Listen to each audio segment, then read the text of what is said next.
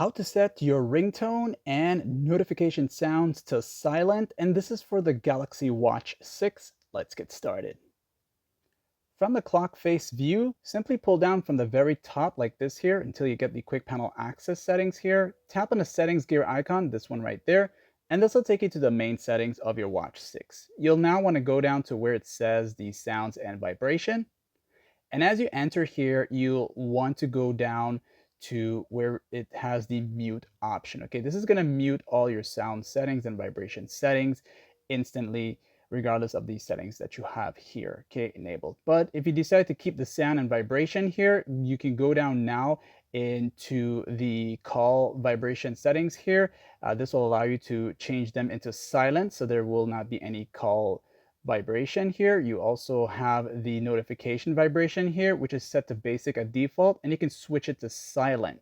You also can go down a little bit here to the ringtone section now, and you will want to be sure you have the very first option to the top here set as silent for it to be in silent mode. Same with notification sound here. You want to go all the way to the very top and have it set to silent so you won't get any notification sounds on your Watch 6. And you can come back and change these settings at any given time, like and sub.